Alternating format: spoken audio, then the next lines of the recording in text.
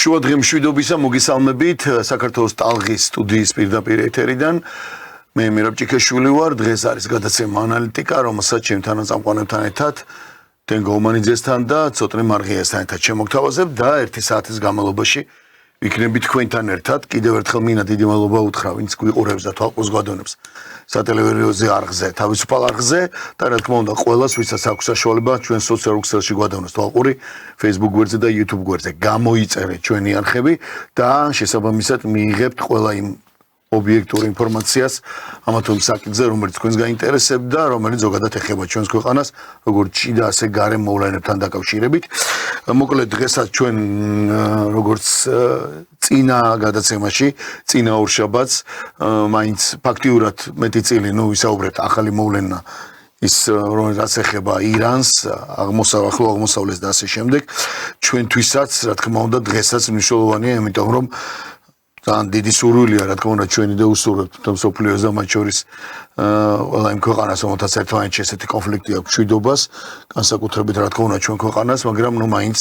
უფრო მეტად გაღრმავდა ეს კონფლიქტი და შევეცდებით ასევე სტატისტიკაზეც ვილაპარაკოთ, თუ რა ხდება და შესაბამისად, რა თქმა უნდა, ვისაუბროთ ამ თემაზეც.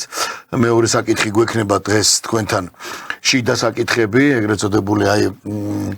ადამიანების დაბარება მოდულის შენობაში, ზოგი დივერსიულ აქტებთან დაკავშირებით, განცხადებებთან, საჯარო განცხადებებთან დაკავშირებით, რომელიც ამა თუ იმ პოლიტიკოსმა გააკეთა და შესაბამისად ზოგი დაიკითხა ასევე სუსში, თვითონ უშუალოდ სუსის გამოძიებლებთან, მაგრამ ზოგმა ამჯობინა მოსამართლე მაგისთან ერთად დაკითხვა და ამ საკითხზე ჩვენ ვისაუბრებ და რა თქმა უნდა შემდეგ უკვე თემიდან გამომდინარე და დროიდან გამომდინარე შევეცდებით რომ ვისაუბროთ ყველა ამ საკითხზე. თქვენ კი აქტუალურად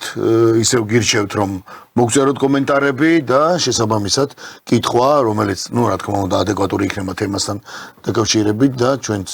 თუ გვექნება ესა თუ ის ინფორმაცია აუცილებლად გაგანთობთ და კიდევ ერთხელ რა ვიცი მშვიდობას უსურვებ ჩვენ ქვეყანას. ძალიან იძაბება სიტუაცია და ეს დაძაბული სიტუაცია წინა გადაცემაში ჩვენ არ გქონდა ის ერთი კვირის უკან არ იყო ის რაც მაგალითად თუნდაც აზერბაიჯანში მოხდა, ეგრეთ წოდებული საკასეტო ბომბის თვალს მაგდაგვარის ჩამოვარდნის და შესაბამისად დღეს უკვე ისევ სიფრთხილით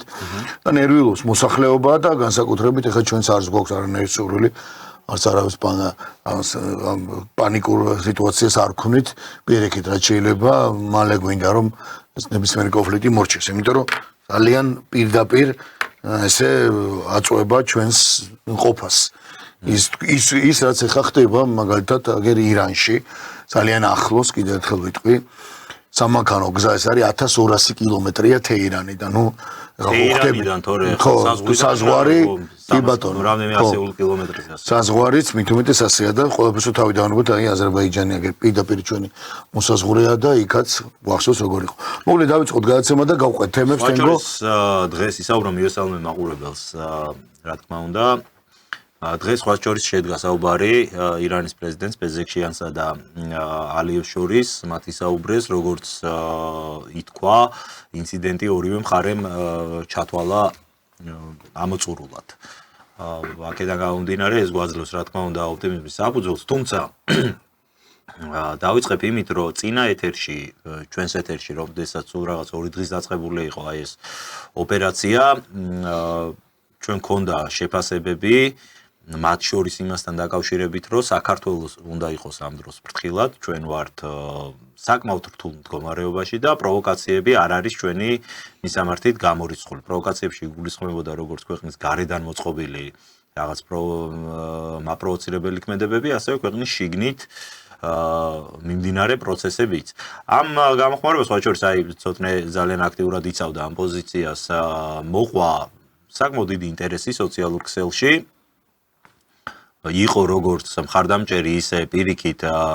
კრიტიკული პოზიციებიც, რომ თითქოს რაღაც პანიკას რატოს თესავთ და ასე შემდეგ და ასე შემდეგ. შენ თავიდან ძალიან სწორად აღნიშნე, რომ აქ ვინმესთვის პანიკის დათესვა არ არის არავის მიზანი და ჩვენ უბრალოდ გვინდა, რომ ობიექტურად რაც ხდება ამ ქვეყანაში ჩვენი აზრით და ჩვენი ქვეყნის ირგვლივ ამაზე გქონდეს საზოგადოებას ინფორმაცია. დიდ წილად, რაზეც ჩვენ ვისაუბრეთ და რა ვარაუდების გამოვთქვით ამ ხრივ, მე ვფიქრობ, რომ დასტურდება და საზოგადოებაც ნელ-ნელა უკვე ხედავს, რომ ჩვენ არა ვართ ამ ვითარებაში, ასე ვთქვათ, დაცულ მდგომარეობაში. ყოველ შემთხვევაში იმისი განცდა, რომ რაღაც გარანტიები აქვს საქართველოს, რომ აქ რაიმე არ მოხდება, მე პირადად არ მაქვს. მე მინდა გავამახვილო ყურადღება და რატო? იმიტომ რომ ცხადი არის, რომ ეს საერთაშორისო აქტორები, განსაკუთრებით ამ კონფლიქტში მონაწილე მხარეების ინტერესი კავკასიის მიმართ ორივე მხარის მხრიდან არის გამოხატული. მე მინდა აი ორ განცხადებაზე შევაჩერო მაყურებლის ყურადღება, ორივე მათგანი გავრცელდა გუშინ. პირველის ავტორი ეს არის ირანის საელჩო საქართველოს თბილისში, სხვა შორის უნდა ითქვას, რომ ირანის დიპლომატიური მისია ამ კონფლიქტის დაწყების შემდეგ ძალიან არის გააქტიურებული და ძალიან ბევრ განცხადებას ყოველდღიურ რეჟიმში ავრცელებს ხოლმე და საინტერესოა ბუნებრივია და ვადევნებთ თვალს. ერთ-ერთი იყო სწორედ გუშინ გავრცელებული განცხადება, სადაც საუბარი იყო რეგიონის ქვეყნების როლზე ამ პროცესში. ნუ თვითთავად განცხადება საკმაოდ ვრცელია, მე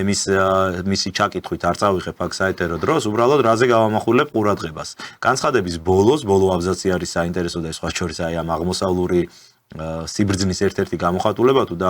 თუ აი ვინც იცნობს ეს ოფიციალურ დოკუმენტაციას მათ შორის აი მათ უყვართ თავიდან ფართო მიმოხილვას აგნის და თითქოს ისეთი როგორ თქვა ამომწურავად ძალიან მოცულობითად რაღაცების საუბარი, თუმცა აი თავარ სათქმელს ამბობენ ხოლმე საუბრის ბოლოში და ასე არის ირანის საელჩოს განცხადებები, რასაც ვკითხულობ, აი ბოლო აბზაცი უნდა წაიკითხო, იქ წერია მთავარი აზრი. იყო აქ ასეთი ნარატივი და გზავნილი, რომ რეგიონის ქვეყნებმა, სადაც შეიძლება ირანს მოუწიოს გარკვეული სამხედრო აქტივობების განხორციელებაო, არ უნდა მიიჩნიონო ეს ჩვენი მოქმედებები, რომ მათ მიმართ ვართ მტრულად განწყობილიო, ეს არის კონკრეტულად ამერიკელების წინააღმდეგ და ამერიკული ინფრასტრუქტურის წინააღმდეგ მიმართული მოქმედებებიო. ეს გავრცელდა საქართველოში ირანის საელჩომ. უნდა ითქვას, რომ ეს მხოლოდ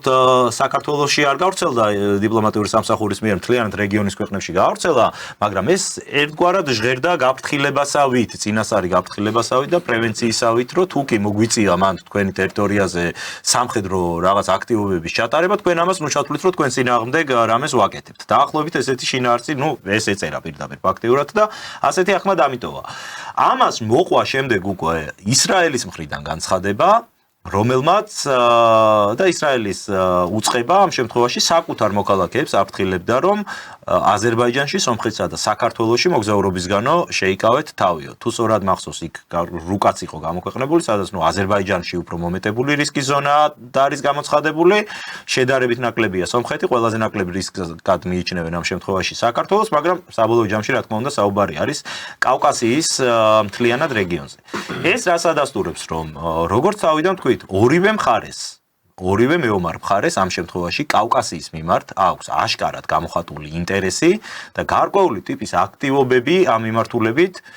როგორც ჩანს, ხდება კიდეც, მიმდინარეობს კიდეც და ეს ყველაფერი არის უკვე არა მხოლოდ ესე ქვედა დინებებში და დაფარულ დინებებში, საჯარო სივრცეშიც ამ ყველაფრის ამ მესიჯების ამოკითხვა არის შესაძლებელი. ეს რა თქმა უნდა არ უნდა იყოს სურპრიზი ქართული მოსახლეობისთვის და ამით უმეტეს საქართველოს სახელმწიფოსთვის. იქიდან გამომდინარე, რომ ხა თუ ისტორიულ პარალელებს გავავლებთ, შევხედავთ წარსულში ირანის წინააღმდეგ წარმოებულ სამხედრო კამპანიებს, რომელსაც რა თქმა უნდა ძალიან დიდი ხნის ისტორია, ათასწლეულების ისტორია აქვს, იმიტომ რომ თავად ეს სახელმწიფო არის ათასწლოვანი სახელმწიფო, მრავალათასწლოვანი სახელმწიფო თავისი თვითყოფადი კულტურით და ასე ვთქვათ, სახელმწიფოებრიობით, ყოველთვის, როდესაც ირანის წინააღმდეგ იწყებოდა ფართომასშტაბიანი სამხედრო ოპერაციები, კავკასიას ყველა ამ ოპერაციაში ჰქონდა თავისი როლი, თავისი ფუნქცია, გასაგებია ჩვენ მოსაზღვრე რეგიონი ვართ და თავისთავად ცხადია, რომ ჩვენთვის ეს არ უნდა იყოს სურპრიზი და ამაში რაიმე მოულოდნელობა ნამდვილად არ არის. ამ შემთხვევაში საკითხი დგას, ჩვენი სახელმწიფო და ჩვენი პოლიტიკური სისტემა რამდენად არის მზად, რომ ასეთი ტიპის გამოწვევებს გაუძლოს. კიდევ ერთხელ ვამბობ, ჩვენ დადასტურებულად ვერაფერს ვიტყვით, დადასტურებულად ვერც იმას ვიტყვით, რომ რაიმე სახის აქტივობა სამხედრო იქნება ეს თუ სადაზვერვო იქნება თუ ინფორმაციული პროქსიომს რასაც ეძახიან ამ მიმართულებით იქნება ჩვენს ქვეყანაში ნამდვილად განხორციელდება თუ არა, მაგრამ ჩვენ რომ ამისთვის მზად უნდა ვიყოთ, ცხადია. ამის ფონზე, განსაკუთრებით ამის ფონზე ალბათ ყველაზე უფრო თვალსაჩინო იყო ქართული პოლიტიკური სპექტრის რაღაც ნაწილის, მე არ მინდა ამ ხალხს უწოდო ოპოზიცია და მთლიანად ოპოზიციური სპექტრი, იმიტომ რომ ამ ოპოზიციაში ბევრი არის ისეთი ადამიანები, რომელთაც ნამდვილად ამ პროცესებს ვერ დაუკავშირებ, მაგრამ გამოჩნდნენ ისეთი ადამიანები, რომლებმაც ჩემი აზრით ღიად დაიწყეს ამ ქვეყნის წინააღმდეგ პროვოკაციის მოწყობა, გულისხმობს სწორედ იმ ადამიანებს, რომლებიც იყვნენ შემდეგ უკვე უსაფრთხოების სამსახურში დაბარებული გამოკითხვაზე. ეს არის აი კლასიკური მაგალითი იმისა, რასაც ჩვენ ვუწოდებთ მეხუთე კოლონას. მეხუთე კოლონა ეს ტერმინი დამკვიდრდა სამოქალაქო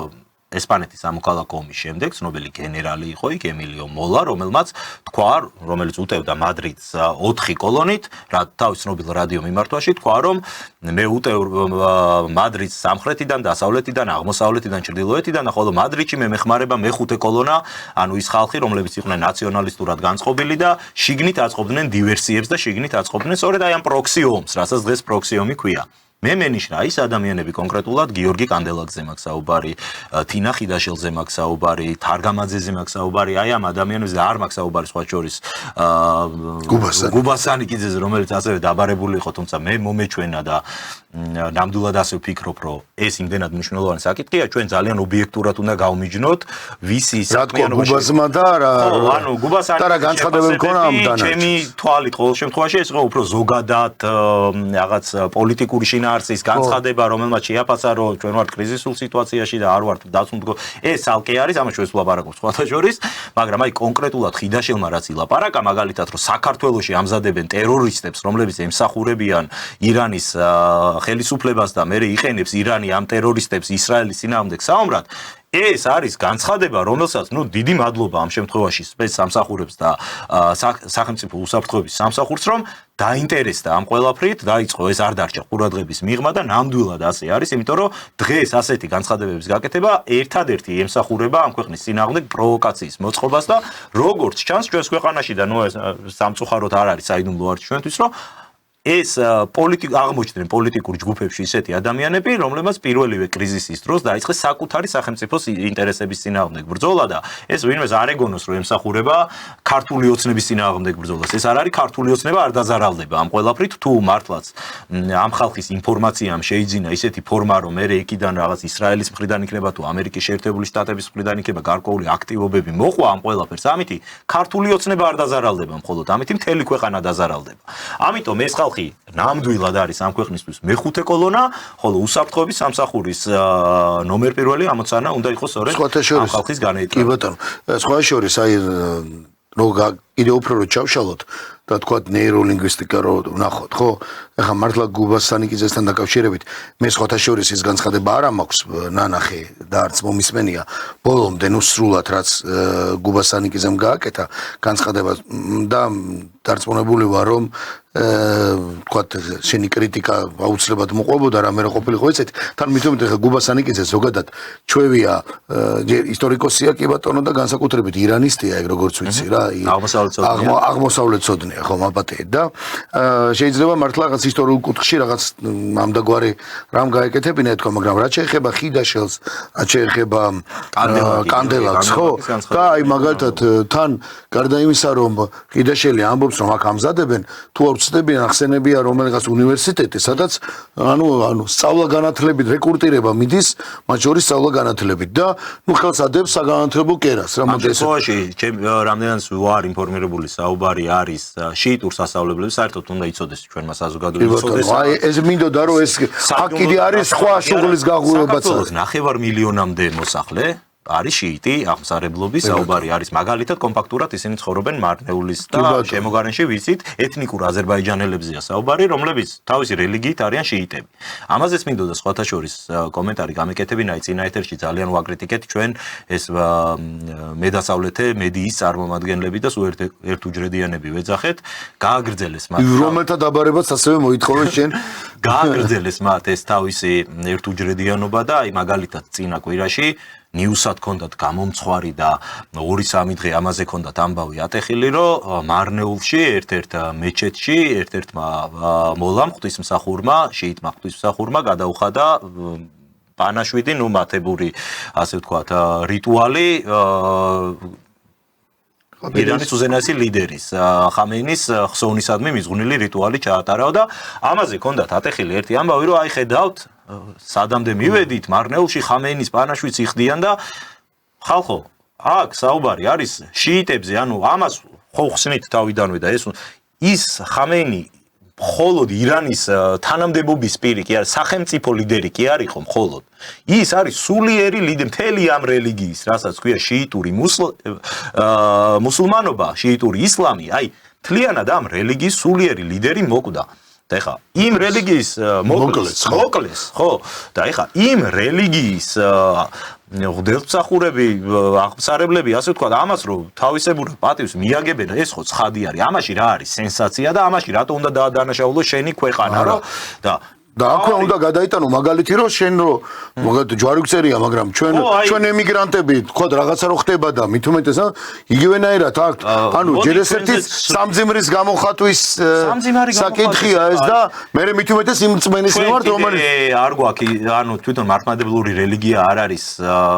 შეიძლება იმდენად ცენტრალიზებული რელიგია, მაგრამ აი კათოლიკების შემთხვევაში ძალიან კარგად იხსნება. აი რომის პაპი მაგალითად, რომელიც არის მთლიანი კათოლიკური, ის ხო არ არის კონკრეტულად იტალიელი ან იტალიის მეთაური, ასე ვთქვათ, ან საფრანგეთის, ან ესპანეთის, ან რომელიმე კათოლიკური ქვეყნის. ის არის 450 მილიონი და კათოლიკური სამყაროს, ასე ვთქვათ, სულიერი ლიდერი არის რომის პაპი, ხო მართალია, რომელიც შეიძლება ხა რომის პაპები სხვადასხვა ეპოქაში საერთოდ სხვადასხვანაირი ადამიანები იყვნენ და ხან პოზიტიურ როლს თამაშობდნენ სამყაროს განვითარებაში, ხან ნეგატიურს. კი, ანტიპაპებიც არიან, ხო, აი ბალთაზარ კოსა მაგალითად და არ ვიცი, ბორჯია. არიან პაპები, რომლებმაც ორჯერ გაყიდეს საკუთარი უამრავი შემთხვევა არის, ხო? თანამდებობა და მე ეს ბალთაზარ კოსა ამხრივ ალბათ ნამდვილად ჩემპიონია, რომელსაც შემდეგ 75 ბრალდება წაუყენა თავად კარდინალთა საბჭო, მაგრამ ნებისმიერ შემთხვევაში, ეხა რომის პაპი თუ გარდაიცვლება, მისი სულის მოსახსენებელ პანაშვიდს ყველა კათოლიკურ სამყაროში ვიღაც გადაიხდის აუცილებლად, ხო? ანუ ამაზე იმის მიუხედავად რომის პაპის მიმართ ვის როგორი დამოკიდებული თან იცი რა არის? კი ბატონო, თან იცი რა არის თენგო? მან მნიშვნელოვანი ერთი რამ ძალიან საინტერესოა. როცა წინა დღეს სიუჟეტს აკეთებდნენ და გვახსოვს, ხო? ჩვენ რატო გქონდა მაშინ, მით უმეტეს შენ რატო გქონდა კრიტიკა, რომ ჯერ აკეთებენ სიუჟეტს, როგორ მიდიან ირანის საელჩოსთან ანუ ადამიანები, რომლებიც გამოხატავენ, რა ქვია, წინააღმდეგი არიან, თქვათ, იმ პროცესების, ხო? მე აკეთებენ სიუჟეტს, რომელიც არის პირიქით, რომ ხარს უჭერენ. ანუ როცა მედიას და როცა შენ ხარ მთავარი ну, მოდი პირდაპირ თქვათ, რომ ამ მედიას უყურებენ დღეს და ერთ-ერთი ყველაზე ძლიერი პროპაგანდისტული მანქანაა, ხო ეს ლიბერალური მედია დავარქვა და იცი რა არის ახლა აი ჩვენ ზუსტად რატო ვახსენეთ იგივე თქვა თინახი და შელიზეს განცხადებები სასწავლებელი ახსენა იქა და შენ კარგად გააკეთე განმარტება რომ ეს არის მიზანმიმართულის შუღლის გაღვევება მით უმეტეს როცა მე მედია ხარ და სხვა პრობლემებს ვერ ხედავენ აი ახლა უბრალოდ რადგან ლაპარაკი ჩამოვარდა რამოდენიმე დღის უკან გუშინ წინ ძალიან ახლო ურთიერთობა მაქვს ბანკში მცხოვრებ ჩვენი ქვეყნის მოქალაქეებთან და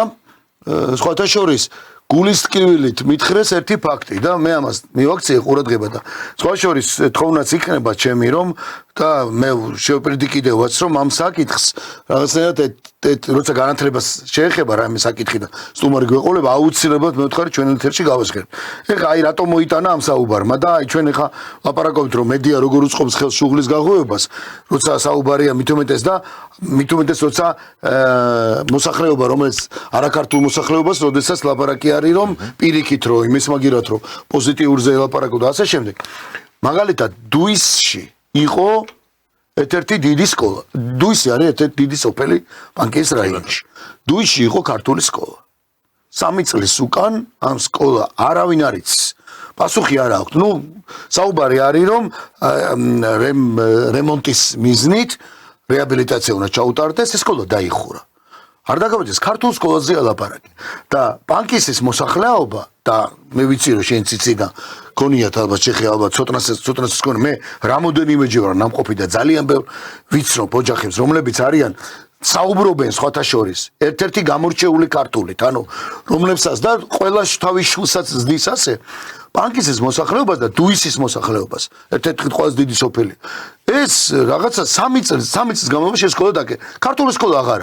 არის გვერდზე სოფელში სადაც ბავშვებს უწევენ წასვლა და ფაქტიურად ეს არის მე ვფიქრობ რომ ეს არის ჯერ ერთი ძალიან დიდი პრობლემა იმ ადამიანის მოსახლეობის და მერე კიდეს ქვეყნის აი თუ საუბრობთ სტრატეგიაზე თუ საუბრობთ მით უმეტეს როგორი პირასაზღვა სოფელია ხო რომელ ხეობაზე გვაქვს ჩვენ ლაპარაკი ხო მით უმეტეს ამაზე თუ საუბრობთ პირიქით ხალხი ამას გულისკევილით ამბობს, იმიტომ რომ ბავშვები,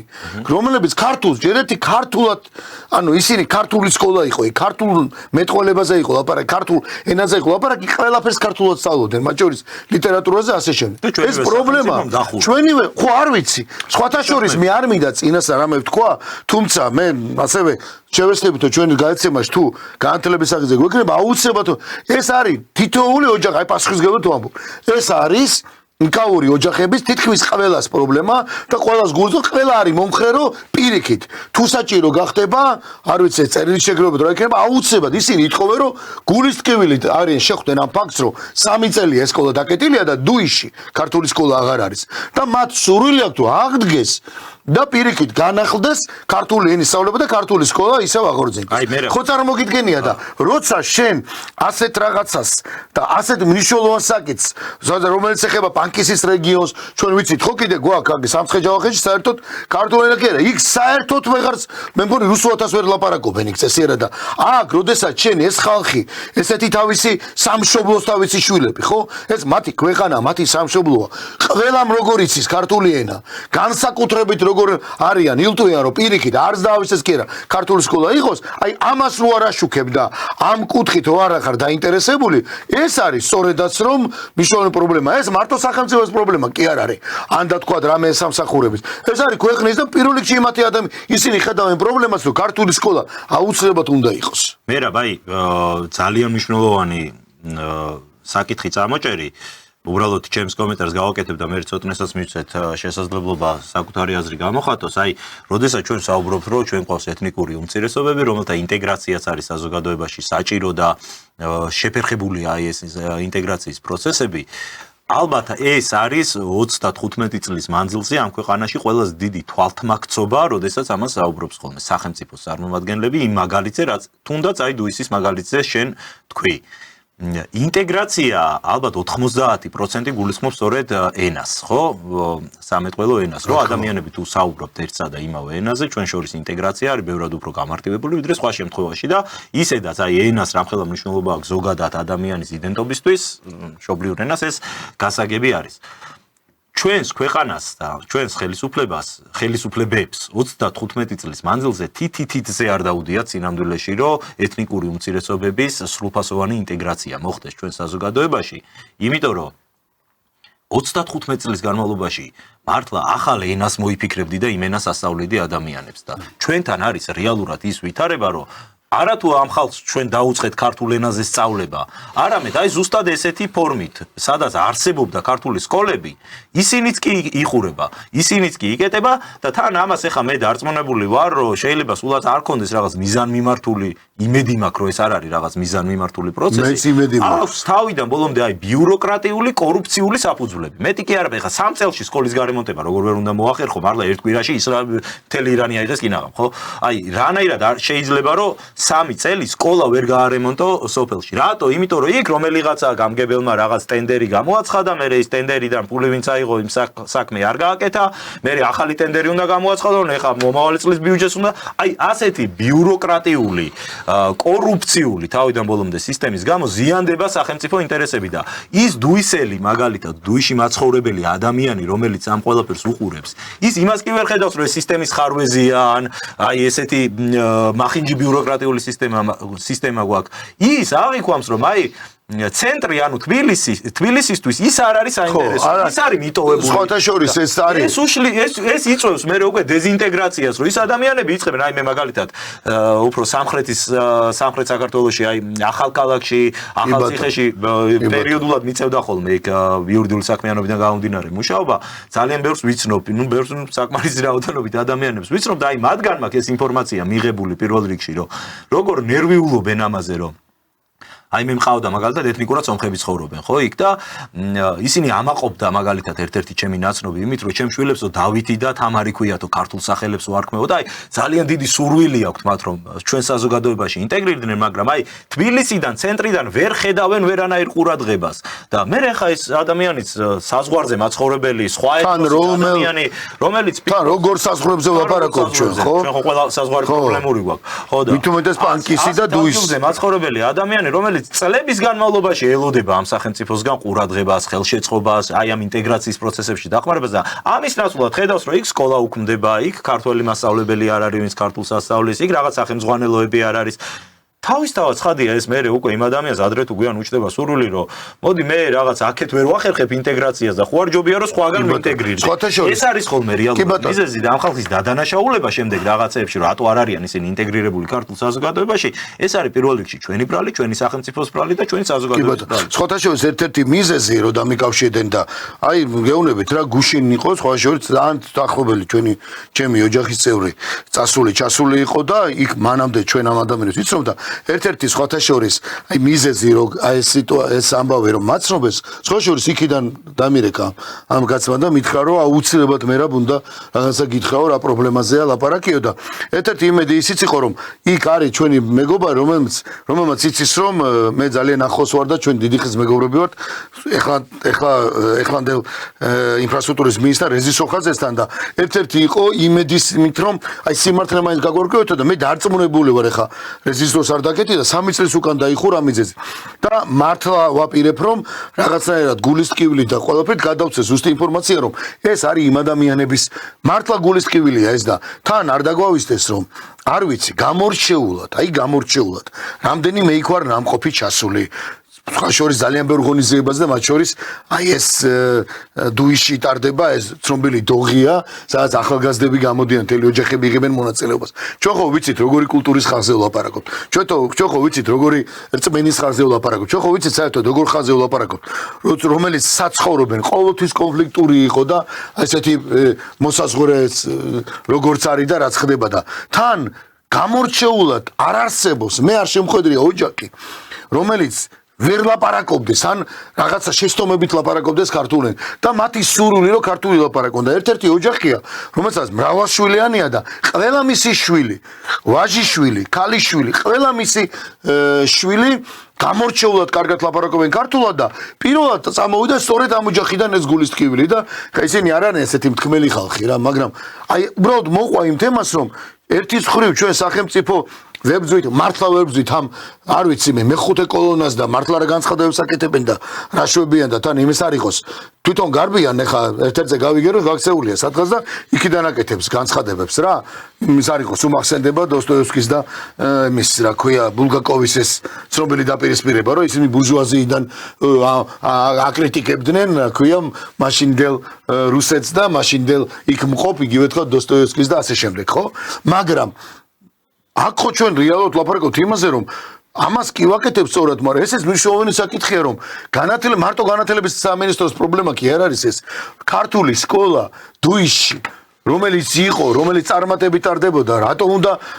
დაიხუროს და თან მიზეზი რომელიც ღმერთმა ქრასნეთა ეგ იყოს მართლა მიზეზი და ძალიან მალე აშენდეს და ერთ-ერთი სხვათა შორის იმედიც ის იყო რომ თქვა მე რეზიკოს რაღაცნაირად რეზის ბატონ რეზი სოხაძეს ასე ვიტყვი ინფრასტრუქტურის მინისტრ რომელიც მართლა შესანიშნავად კარგი ადამიანია ბევრ ამის აკეთებს იქნებ მიასტვინოთ ხმაო და ნუ ამას ჩვენ ისე არ ვაყ უბრალოდ ეხა ჩამოვარდა ეს თემა და ამიტომ ვახსენეთ თორე არ ვაპირებდი მართლა შეგნებულად რაღაც ესე მეთქვა ხო მაგრამ კიდევ ერთხელ ეს კი ბატონო ინფრასტრუქტურის პრობლემა ეს არის ზოგადად სახელმწიფოს ეს რას ამბობ ესეთი მე სხვათა შორის არ მახსოვს ბოლო სოფელია რა იქით მონასტერში ვიყავი აი სამცხეთ ჯავახეთ იქით ზემოთ და რაღაცა დავიბენით რა გზას ვერ მივაგენით და ჯერ ერთ ბავშვს პატარა ბავშვი იყო არ იყო ისეთ პატარა რომ არ ელაპარაკა მაგრამ უთხარეთ რა გავაჩერეთ მე ჩემი მეგობარი ვიყავით გავაჩერეთ რომ მიესწავლებინა გზას სწორად მიდივართო და ნუ ამ ბავშვმა რომ საერთოდ რუსულათაც ვერ გვიპასუხა და მხოლოდ სომხურენზე ლაპარაკო და მიხვდით რომ ესე იგი ნუ მაინც პატარაა მე ცოტა უფრო მოზრდილ ადამიანებთან გავაჩერეთ ვერც ერთმა ქართულად ლაპარაკი ზედმეტია რომელ ქართულაზეა ლაპარაკი? რუსულათაც კი გატეხილად აი აგვიხსნეს. უკვე შეიძლება იმ ბავშვის პრობლემა. ანუ და წარმოგიდგენია ეს ხო, ჩვენ ხო ვიცით რაზე ვლაპარაკობ და რა არის სახელმწიფოს და მithumetes ჩვენ არ ქვეყანაში ჩვენი გეოგრაფიით, ჩვენი საზღვრებით და იქით და აქეთ, როგორი მნიშვნელოვანი საკითხია ეს. ცოტნე დავიწყოთ შენთან ერთად და პაპატი გაგვიზარდა, მაგრამ ჩვენ მაინც დროში ჩავეტევით. კი ბატონო, შენი ეკონომიკური მიმომხილველია ამ შემთხვევაში ცოტნე ეკონომიკური ეფექტების. მოდით ორი სიტყვას ვიტყვი იმაზე, რაზეც ილაპარაკეთ. მე მგონია, რომ აი რაც თქვით, მათ შორის ის საკითხი, რომ აქ რაღაცა კოლონა მეხუთე რა განცხადებებსაც აკეთებს და როგორც მოქმედებს და იმათ შორის დაუშვათ რაც ხდება დაუშვათ იგივე ეთნიკური უმცირესობების მიმართ მათი ინტეგრაციის პრობლემებთან დაკავშირებით ამას ერთი საერთო მიზეზი აქვს საბოლოო ჯამში საერთო მიზეზი აქვს და ეს საერთო მიზეზი არის ის რომ ჩვენი სახელმწიფო სამწუხაროდ და ეს ფაქტია არის სათარეშო ველი სხვადასხვა ქვეყნების სპეცსამსახურების და სხვადასხვა სამსახურების გუბაზმა მეტი კი არა რომ დაიბარეს. ფაქტია, ეხლა ეგ ამას დაკვდა არაფერი პრობლემა არ არის რა ხდება ანუ რაზეც სახელმწიფო უსაფრთხოების სამსახური იბარებს იმ ადამიანებს ეს მეტყველებს თავად იმაზე რომ ეს არის ესე ხო ანუ როდესაც თინა ხიდაშელს იბარებენ საგამოძიებო უწყებაში სახელმწიფო უსაფრთხოების უწყებაში და თან ამას დაუშვათ იგივე ქართული ოცნების პროსამთავრობო მედია თინა ხიდაშელს ეძახის ტაივანის აგენტს დაუშვათ ხო ესე იგი ხო ზუსტად აგენტია საუბრობ ხო ანუ თვითონვე აღიარებენ ამას რომ ამ ქვეყანაში მოქმედებს ამ შემთხვევაში ღმად ვარ დაზმუნებული რომ თინა ხიდაშელი ტაივანის აგენტი არ არის უფრო ღმად აქვს მას ფეხები გადგმული ვიდრე ტაივანია დასავლეთში ხო აქედან გამომდინარე ეს არის ზუსტად ამის დამადასტურებელი რომ ამ ქვეყანაში არსებობენ სხვადასხვა სახელმწიფოების წარმომადგენლები, ასე ვთქვათ, აგენტურა, რომელიც მუშაობს სხვადასხვა სახელმწიფოს ინტერესებისგან გამომდინარე და რა თქმა უნდა, მათი ეს მუშაობა ძალიან ძერგამომთხრელი ქართული სახელმწიფოს ინტერესებისადმი. უბრალოდ აქ პრობლემა რა არის, რომ აი რისი თქმა მინდოდა მე რომ თენგომ რაც ახსენა ხო ეს პირველად ხო აკეთებს ეს ხალხი ამას ანუ ეს არის აქ მნიშვნელოვანი ქართული სახელმწიფოს როლი ამაში არის მნიშვნელოვანი რომ ეს არ არის რაღაცა გაუცებულები რომ ვიყოთ ეხლა თინა ხიდაშელის ქსევით ან გიორგი კანდელაკის ქსევით ეს შემთხვევაში შეიძლება ყოფილიყო რომ ეს აი პირველად გვენახა მათი ანტისახელმწიფოებრივი და პირიქით მტრული საქმიანობა ქართული სახელმწიფოს ეს ყველაფერს თავი დავანებოთ თლიანად რომ დავივიწყოთ ის წარსული რაც იყო მანამდე 2022 წლიდან რაც სამხედრო ოპერაცია დაიწყო უკრაინაში რუსების მხრიდან, ხო? იქიდან მოყოლებული ეს ლომჯარიები, ხიდაშელები და ვიღაცები თავიდან ბოლომდე ეწეოდნენ ტულ საქმიანობას ქართული სახელმწიფოს წინააღმდეგ. ის ეგრეთ წოდებული პროდასალური ფლანგი, უმეტესობა მათგანი, კი ბატონო, ყველას არ გავიყვანათ მე მათ რიგებში, მაგრამ უმეტესობა მათგანი, რომელიც მაშინ რუსთაველზე იდგა, აქციებს ატარებდა და მოითხოვდა რაღაცა ჯარისკაცების ან სამხედროების გაგზავნას და თვითმფრინავების გაგზავნას უკრაინაში და სანქციების მიერთებას და ასე შემდეგ, ხო? ეს ადამიანები ნეფსით თუ უნებლიეთ გააზრებულად თუ გაუაზრებულად ყველას ერთი და იგივე წონა არ აქვს ამ შემთხვევაში აი ამ ქმედებაში ეს ადამიანები ეწეოდნენ ანტისახელმწიფოებრივ საქმიანობას მთელი ნაციონალური მოძრაობა ის ბირთვი გულისხმობ ლიდერებს რომლებიც მაგალითად ერთ-ერთი რომელიც ახსენა მერაბა რომელიც გაქცეულია ბატონი გივი ეხა პორტუგალიაში რო არის გაქცეული და არაპირებს როგორც ჩამოსვას ხო მათი განცხადებები ემსახურებოდა ანტისახელმწიფოებრივ შინაარს ქართული სახელმწიფოს წინააღმდეგ და პრობლემა რა არის მე როგორ დავშვამდი ამ პრობლემას ეს ხალხი რო არსებობს ვიცით ეს გასაგებია ეს პრობლემა ეს ხალხი რო არსებობს მაგრამ ეს არის რეალობა მოცემულობა რომ ამ ქვეყანაში არსებობენ ადამიანები რომლებიც სხვა ქვეყნის ინტერესებიდან გამომდინარე ჩვენი ქვეყნის ინტერესების საზიანოდ მოქმედებენ მაგრამ ანუ ესენი დიდი ხნის აგენტები არიან. დიდი ხანია ესენი კი ბატონო, ვიცით რომ ეს ხალხი ახლა არსებობს. წინავე მოკებული არის ხალხი. რა, აქ თავარი პრობლემა რა არის? აი მათ შორის იგივე ქართული ახლა ცალ-ცალკე რო იბარებენ თინა ხიდაშელს არ გიორგი კანდელაკს ან გუბა სანიკიძეს, ხო? შედგა სახელმწიფოში საპარლამენტო კომისია. გაიცა დაპირება, მათ შორის ეს დაპირება პირადად ბიძინა ივანიშვილმა გასცა, რომ როდესაც ეს პოლიტიკაში ჩაუბრუნდა, რომ მან თქვა, რომ მე აქ იმიტომ მოვდივარ, რომ კი ბატონო, ძალიან მნიშვნელოვანი სხვათა შორის იმ გამოსვლაზე 29 აპრილს იქ ვიყავი ქუჩაში, ვესწრებოდი და ჩემი თვალებით და ჩემი ყურებით უსმინე და უყურე ბიძინა ივანიშვილს და მე მოვდივარ იმიტომ, რომ საბოლოო დავამთავრო აგენტურა, არ ეგ არის მნიშვნელოვანი აქ რო უყურეთ, ბევრი უკმაყოფილება უკმაყოფილება არსებობს ქართული ოცნების მიმართ, მათ შორის ძალიან ბევრი პირადად მე მაქვს უკმაყოფილება მთელი სოციალური პოლიტიკა, ეკონომიკური პოლიტიკა, რაც ეს მთავრობა ატარებს მთელი 14 წლის განმავლობაში. დიდწილად არაფრით არ განსხვავდება სააკაშვილის და ბენდუქიძის ეკონომიკური ხედვებისგან და იდეებისგან, მაგრამ თავარი რაც ბიძინა ივანიშვილმა მაშინ თქვა და რატომაც კიდევ ერთხელ დაუჯერა ქართულმა საზოგადოების უდიდესმა ნაწილმა და ამიტომაც დაფიქსირდა 1,100,000 ხმა. რა იყო ეს რომ კი მე თქვენ ეხლა გეუბნებით იმას რასაც აქამდე ვერ გეუბნებოდი და რა იყო ეს კოჰაბიტაცია მთელი ეს რაღაცა კულტური ნაციონალურ მოძრაობასთან ეს იყო გარედან თავს მოხვეული ჩვენ იძულებულები ვიყავით ეს ნაბიჯი გადაგვედგა იმიტომ რომ სხვა შემთხვევაში ჩვენ აქ დაგვამხობდნენ და სახელმწიფოში მოხდებოდა კატასტროფა ხო მაგრამ ეხლა პირდებით რომ უბრუნებდნენ დაუშვათ სამოქალაქო დაპირისპირების მდგომარეობაში ხო მაგრამ ეხლა ეს ყველაფერი იცვლება და თქვენ თუ მხარს დაგვიჭერთ თუ თქვენ გამოგვიცხადეთ კიდევ ერთხელ ნდობას მე პირადად და ეს გუნდი რომელიც იყო მაშინ წარმოდგენილი საბოლოოდ დავამარცხებთ აგენტურას ეს ძალიან დიდი მნიშვნელობის მქონე ესენი მართლა აგენტურა არიან და ზუსტად რომ ვიცით რომ აგენტურა არიან ზუსტად ამიტომ იყო ის ხარდაჭერა რა ხარდაჭერაც იყო და ეხლა რა არის პრობლემა რომ ქაქრა რა ეს საკითხი დღის წესრიგი და ამას აღარავინ აღარ საუბრობს ამას აღარავინ აღარ ახსენებს მათ შორის არც ქართული ოცნების პოლიტიკური ხელმძღვანელობა ქვეყნის პოლიტიკური ხელმძღვანელობა ის დაპირება რის გამოც მე საპარლამენტო კომისია შეიქმნა რომ ნაციონალური მოძრაობა და ეს გარედან მართული აგენტურა რომელიც კიდევ ერთხელ ვიმეორებ არის ეს კონკრეტული შემთხვევები მაგალითი იმისა ხიდაშელის და კანდელაკის და სანიკიძეს შემთხვევები არის მაგალითი იმისა რომ ეს ასეა და ამის მაგალითი ჩვენ ესეც რო არ ყოფილიყო გვაქვს თუნდაც 2022 წლიდან რაც უკრაინაში კონფლიქტი დაიწყო იქიდან მოყოლებული უამრავი მაგალითი გვაქვს ამის ხო 4 სახელმწიფო გადამტრიალების მცდელობა ქონდა და რა ვიცი ხო და ეს ხალხი ნაცვლად იმისა რომ ის დაპირება რაც გაიცა და კიდევ ერთხელ გაიცა პირადად ბიძინა ივანიშვილის მხრიდან რომ ეს ხალხი ჩამოშორდებოდა პოლიტიკურ საქმიანობას, იმიტომ რომ მათი საქმიანობა არის ძირგამომთხრელი ქართული სახელმწიფოსთვის. მე ხა შეება შტაბ-ეჭდილება გარდა იმისა, რომ ეს საკითხი გაქრა და ამაზე აღარავინ არ ლაპარაკობს და პირიქით შტაბ-ეჭდილებამ რჩება, რომ ქართული ოცნება რაღაცნაირად ცდილობს აი ამ პოლიტიკური სპექტრის ხელახლა პოლიტიკურ თამაში შეუბრუნებას და მე ჩემთვის ერთი რაღაცა არის აქ მნიშვნელოვანი და ჩემთვის ერთი რაღაცა არის გაურკვეველი რომ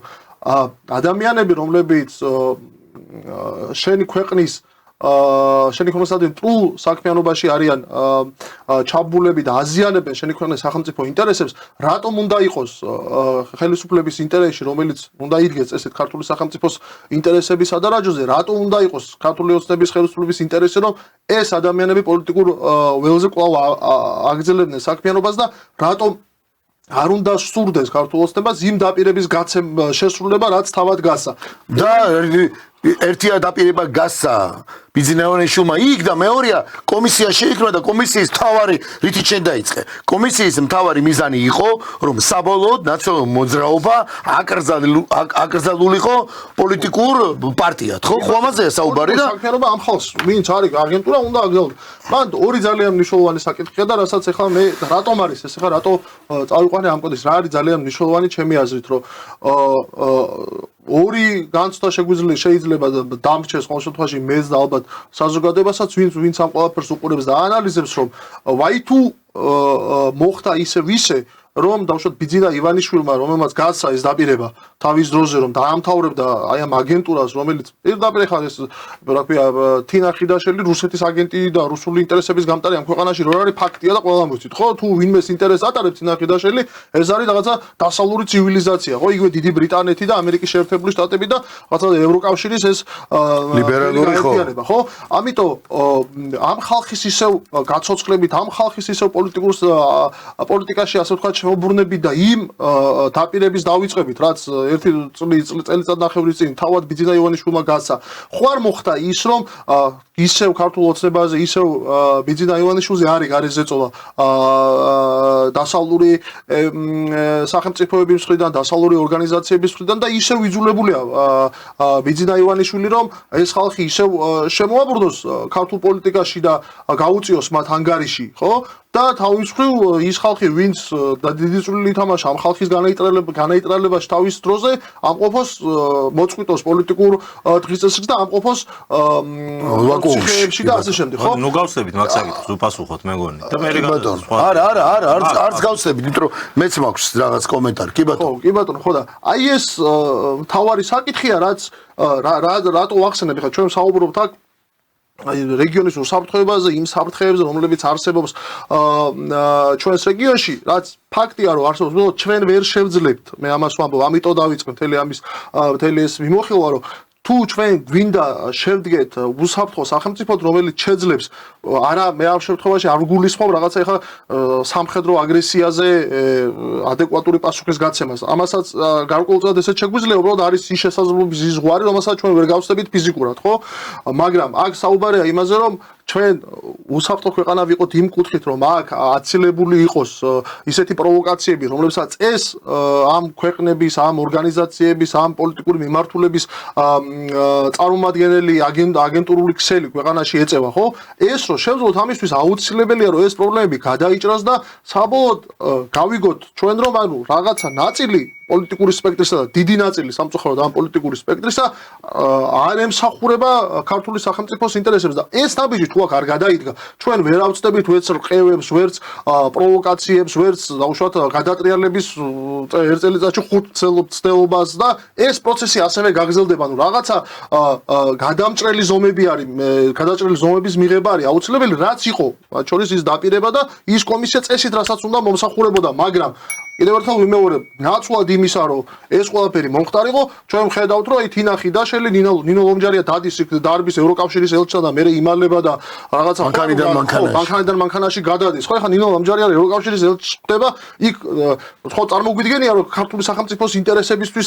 სასარგებლოდ არ ლაპარაკობს და არ საუბრობს იმ ევროკავშირის ელჩთან. იქაც კი ქართულ სახელმწიფოს დაზიანების მცდელობა და ძირგამოხდა საქმიანობას ჩვენი ქვეყნის წინააღმდეგ. აი ეს რაღაცნაირად თუ არა აილაგმა და ამ ყველაფერს თავის სახელი არ დაერქვა, როგორც ჩვენ შეგვიძლია ვილაპარაკოთ დღესაც, ყოველდღე გამოვალ და ვილაპარაკებთ, რომ ეს პრობლემები არსებობს, 14 წელია ქართული ოცნება ხელისუფლებაშია, მაგრამ ნაბიჯი ამის წინააღმდეგ, რეალური ნაბიჯი, ჯერჯერობით არ ჩანს და არ გადადგმო. არც გადაიგო. თავარი არის ერთი რამ, უბრალოდ აი კომენტარის სახით ვიტყვიეთ რამეს. მე კიდე უფრო სხვა რაღაცაზე ვშიშობ. ღმერთმა არქანას ასე იყოს. ხომ არ არის კიდევ ერთი მორიგი საფრთხე იმის, რომ ისევ ჩვენი საზოგადოების უდიდესი ნაწილი აღმოჩნდეს რაღაცა მოტყუებული და რას გულისხმობ ამას. რაც თქვათ ცოტნე თქვა და ჩამოთვალა, რომ მართლაც გვახსოვს ყველას კარგად, იძინე ევანიშვილის აი ბოროს საპარლამენტო არჩევნების წინ 25-ში იყო, მე მგონი ეს აქცია, ხო, დიდი შეკრება 29 აპრილს. კი ბატონო, 29 აპრილს მართლა გვახსოვს ყველას, როგორ გამოვიდა კაცმა და თქვა, არსებობს ეს ვიდეო ჩანაწერი, შეგვიძლია ვნახოთ, რომ მართლა ერთხელ და სამუდამოდ ბევრი პრობლემის მიუხედავად, რა პრობლემაც იყო, ვიცით თქვენი თავარი პრობლემა რა არის და სურვილი რა არის და ეს სურვილიც ლოგიკური იყო, იმიტომ რომ მართლა ვიყავით უკვე, არ ვიცი ამას deep state-ს დაარქვევ თუ რას დაარქვევ, რას დაარქმევ, იყო პრობლემა ის, რომ ჩვენ საბოლოოდ გავთავისუფლდებით აი ამ ეგრეთ წოდებული აგენტებისგან, ნაცაგენტებისგან. და ეს ნაცაგენტები ვინც იყო და რაც იყო გავიგეთ. ეხლა ბუნებრივია კითხვა ჩდება, მე რამეს არ ვამბობ და არ ვაკრიტიკებ, მით უმეტეს სპეცსამსახურების მუშაობას და მით უმეტეს შიგნით როცა ადამიანს იბარებ, გარკვეულწილად ლოგიკურია იქ რაღაცები, რაზეც იბარებ, როგორ შეიძლება გავაკრიტიკო, მაგრამ ერთი რამ მინდა უთხრა, საზოგადოებას კარგად ახსოვს, ის ვისაც დღეს თქვენ იბარებთ და დაკითხვებზე იბარებთ და თან სწორად იბარებთ, იმიტომ რომ მისი განცხადებების გამო დასაბარებელია. ეს ადამიანი ოცნების მოსulis დროს პირველი 2012 წლიდან მისი მეუღლე იყო საქართველოს პარლამენტის თავმჯდომარე 4 წელი. დავით უსუფაშვილი. ქაბატონი თინა ხიდაშელი შემდეგ იყო თავდაცვის მინისტრი. ხო, ქაბატონი თინა ხიდაშელი, როდესაც მისი მეუღლე იყო პარლამენტის თავმჯდომარე და არაფერს არ ვამბობ მე, არც ვაპარაკობ, ან არც ვაკრიტიკებ, ან ვაკნინებ ბატონი დავით უსუფაშვილის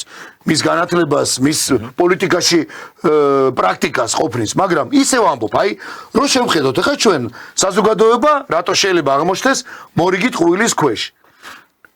ამ დროს ქაბატონი თინა ხიდაშელი დეპუტატი იყო. შემდეგ უკვე ქაბატონი თინა ხიდაშელი იყო საქართველოს თავდაცვის მინისტრი. ამ ყველაფრის მერე ქაბატონი თინა ხიდაშელი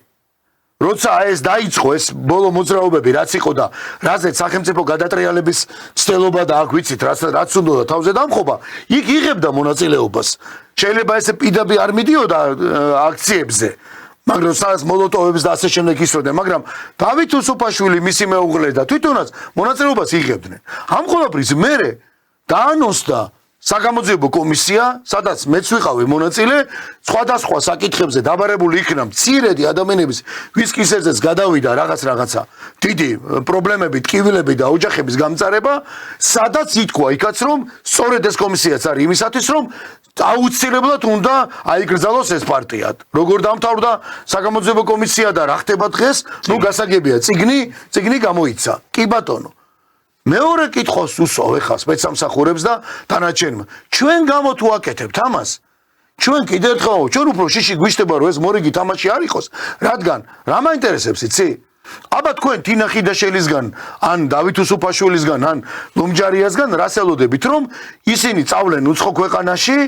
პარიზის, ლონდონის ან ვაშინგტონის რომელიმე კაფეებში გამოვლენ, დაждდებიან, ჩაის დალევენ თუ ღვინოს დალევენ და გამოვლენ და ელაპარაკებენ ვაჟა-ფშაველაზე, მისტუმარ მასპინძელზე, ილია ჭავჭავაძეზე, აკაკი წერეთელზე თუ ზოგადად საქართველოს რა ქვეყანაა, საქართველოს ტრადიციებზე. რა თქმა უნდა რომ ამას არ ილაპარაკებენ და პირი ისინი მტრები არიან და მეხუთე კოლონა. უბრალოდ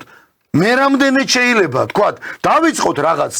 მხოლოდ დანაპირებით, ხმამაღალი განცხადებებით და დამთავრდეს ისე რომ მოტყუებული ისევ არ აღმოჩნდეს ის საზოგადოება, ის უმრავლესობა, რომელმაც კარგად იცის ვინ იყო ნაცნობი მოძრაობა, შემდეგ 2012 წლიდან დღემდე კარგად ვიცით თქვენ რა მსვლელობები ქონათ და როგორი მსვლელობები ქონათ და შესაბამისად აღმოჩნდეს ისე რომ ეხლა ამ დაბარებების ფონზე იქ რაღაცა კითხვები მართლად ისე არ გამართდეს. ამაზეა საუბარი, თორე არავინ არ გაკრიტიკებდა, არ გამტყუნებთ იმაში, რაც დაიწყეთ მაგათ წინააღმდეგ.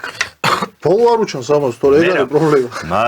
არც გამოუჩნდება ჩემო ცოტნე ბოლო. პირველ რიგში დავით უსუფაშვილზე გეტყვი რომ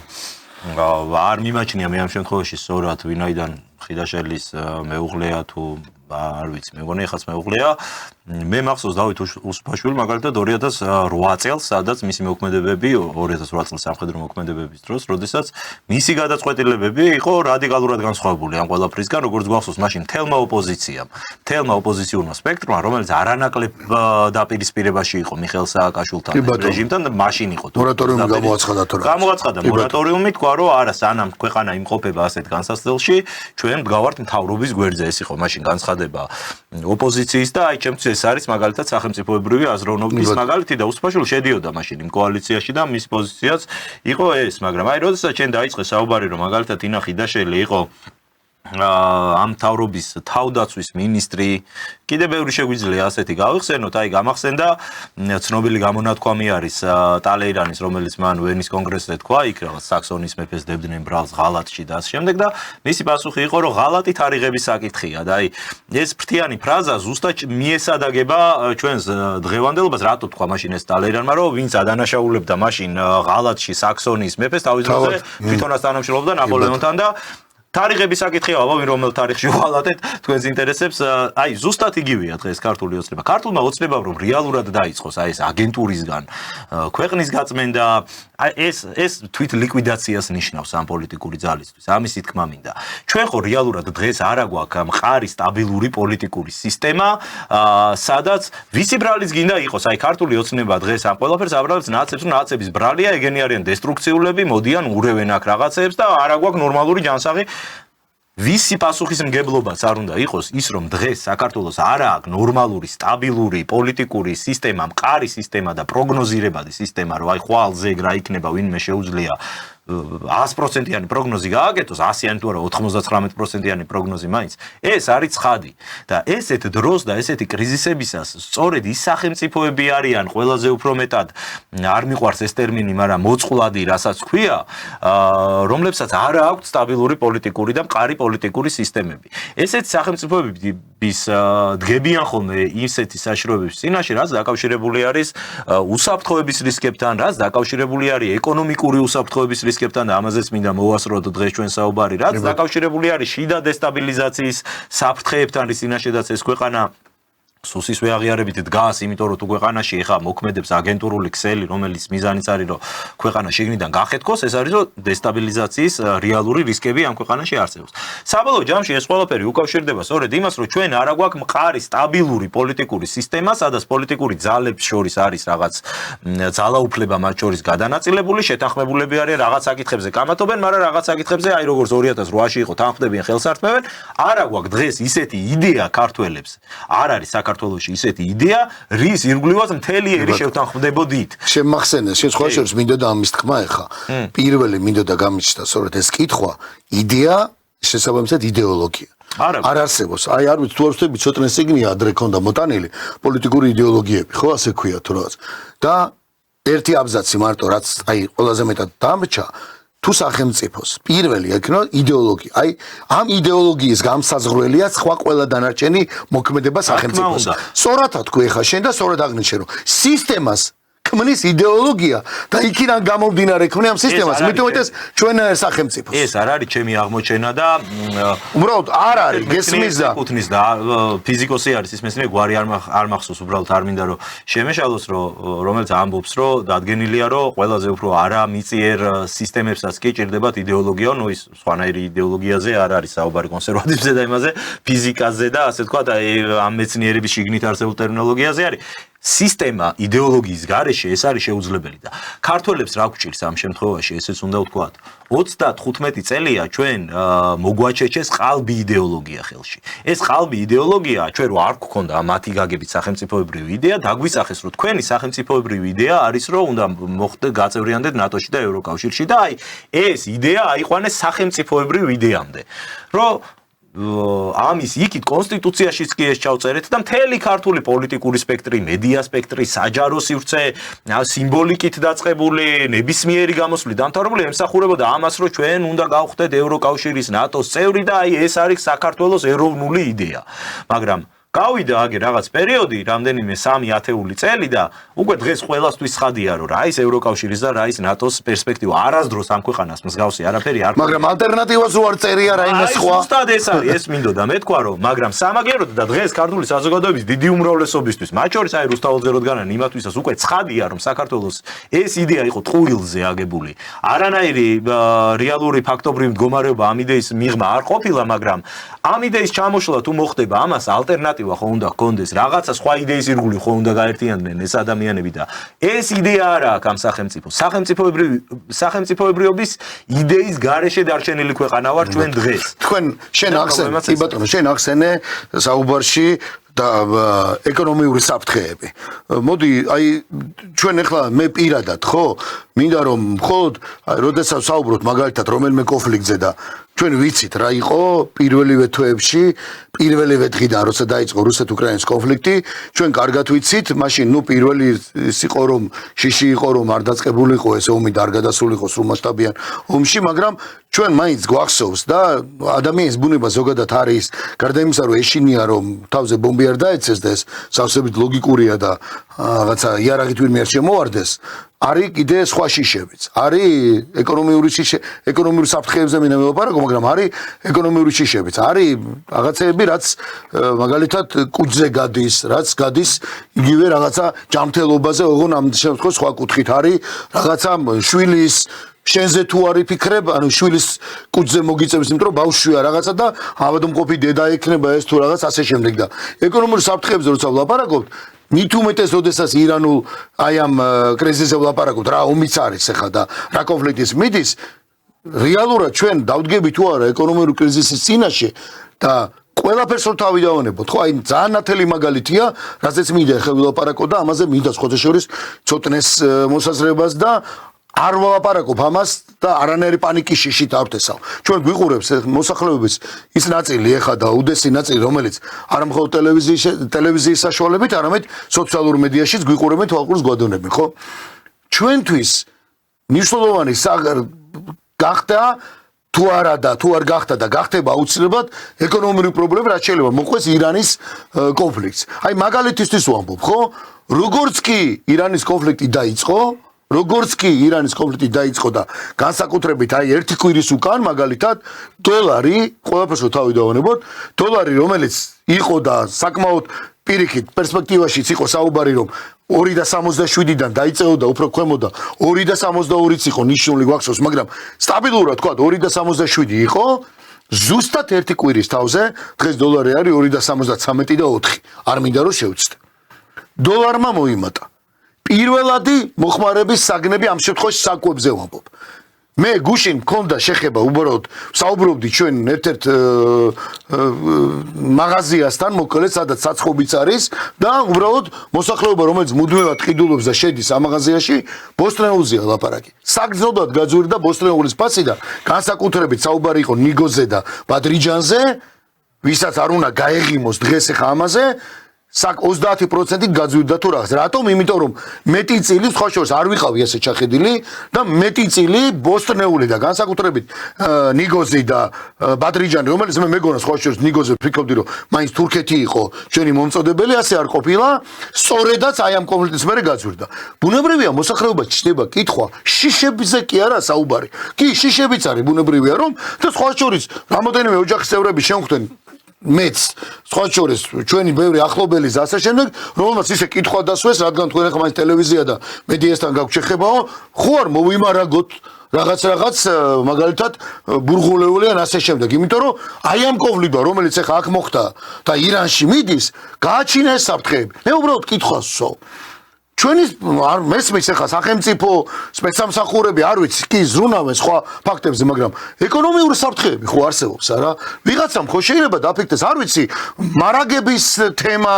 მე მაგალითად მოვისმენდი ახლა და ძალიან კარგი იქნებოდა შეიძლება აქვს ეს განცხადება გაკეთებული მაგრამ პრემიერ-მინისტრი ეკონომიკის მინისტრი არ ვიცი მე სოფლის მეურნეობის სამინისტროს რომ რაღაც განცხადებები რომ ხალხში ეს პანიკა არსებობს მართლა და ეს პანიკა არის რეალური იმიტომ რომ ახლა პირდაპირ გაძვირდა ყველაფერი და ისედაც გაძვირებულ ფონზე ჩვენ ხო ვიცით რომ საქართველოში ბევრი რამე და განსაკუთრებით პროდუქტი გაძვირებულია ძალიან ძვირია ჩვენ ხო არ ლაპარაკობთ ეხლა გერმანიაზე სადაც 70%-ით გაძვირდა გაზი და ვიცით გერმანიის გაზის მიწოდება როგორაა და რა ხდება მაგრამ ჩვენ ხო ამაზე არ ლაპარაკობთ ჩვენ ხო ლაპარაკობთ